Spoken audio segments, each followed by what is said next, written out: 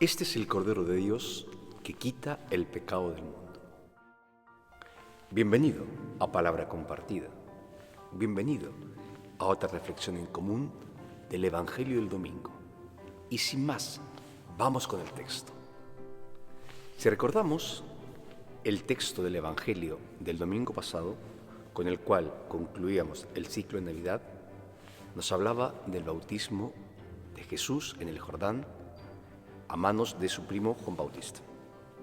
Resulta que este domingo, primer domingo ya del tiempo ordinario, la liturgia viene a presentarnos un texto similar, pero esta vez es del evangelista San Juan. Por tanto, podríamos decir que es como un desarrollo, o si preferís, un complemento del evangelio anterior. Y el contexto es el mismo. Jesús que se acerca a Juan, y Juan lo va a señalar diciendo: este es el Cordero de Dios que quita el pecado del mundo. Y ve sobre Jesús descender una paloma. El Espíritu Santo ha bajado y ha tomado posesión de Jesús el Señor. Vamos entonces a hablar de lo que significa este es el Cordero de Dios que quita el pecado del mundo. El Cordero que utilizaba la tradición judía para celebrar, recordar, rememorar una vez al año la liberación de Egipto, era un animal que se sacrificaba y que hacía referencia a esa gran liberación que Dios les había traído. Juan Bautista va a cambiar esta referencia y se la va a aplicar a Jesús para señalar a sus seguidores y a todos los que le escuchan que solamente Jesús puede hacer algo que su bautismo de conversión de agua en el río Jordán no podía hacer. Jesús es el único que es capaz de quitar el pecado del mundo. Por tanto, Jesús no es un profeta sin más, no es un Mesías que viene simplemente a hablarnos de una buena y bella doctrina. Jesús es Dios, porque solo Dios puede quitar, puede arrancar de nosotros el pecado que nos esclaviza. Para los judíos, la metáfora del Cordero la entendían perfectamente, pero como repito, era un rito que celebraban anualmente. Jesús es, amigos, amigas, ese verdadero Cordero de Dios. Solo en Jesús nuestra vida se puede liberar. Solo Jesús destruye las cadenas que nos esclavizan. Solo desde Jesús podemos encontrar lo que es nuestra verdadera libertad.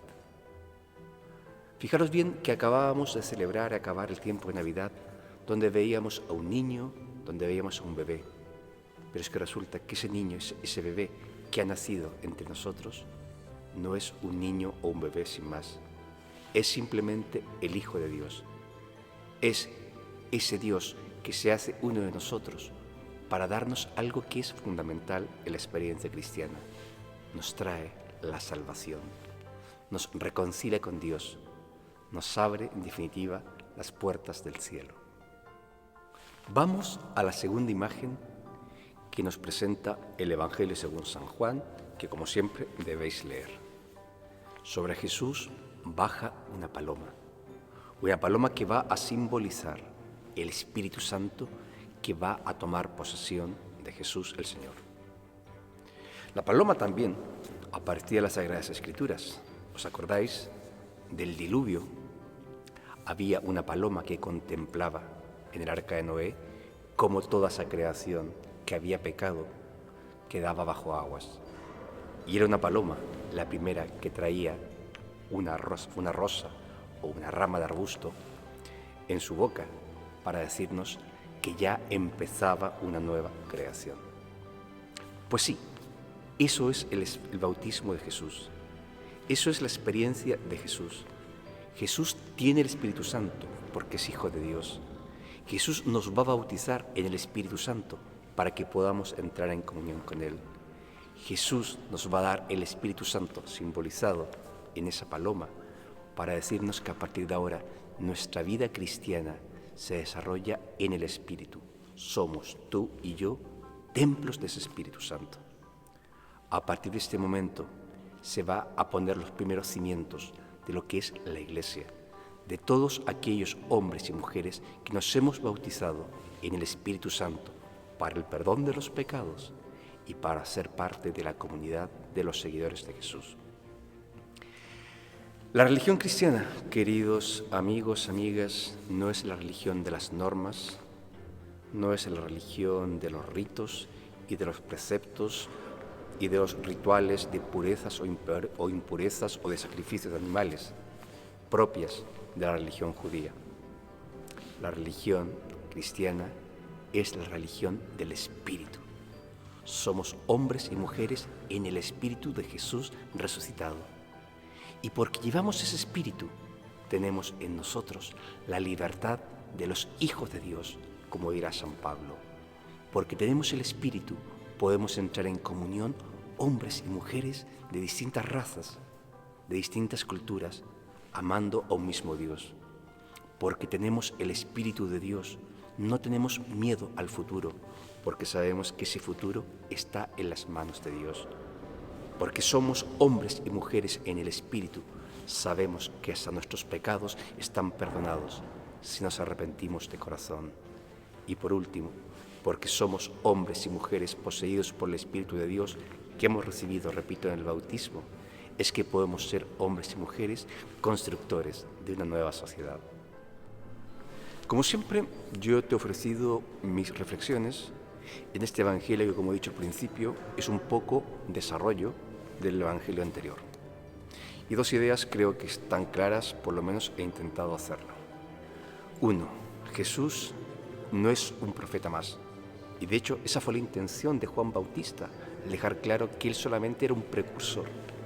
Es el Hijo de Dios, por tanto es el único que es capaz de quitarnos los pecados, es decir, de liberarnos de todas aquellas esclavitudes que nos atan. Es el Cordero de Dios y ahí, en esa fórmula, San Juan Bautista lo va a sintetizar. Pero también está la otra imagen que ya se repetía en el Evangelio anterior. Sobre Jesús se posa el Espíritu Santo en forma de paloma.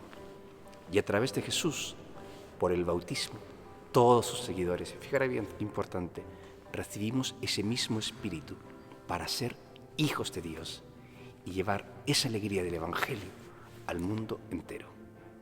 Por tanto, nos debemos quedar con esas dos ideas.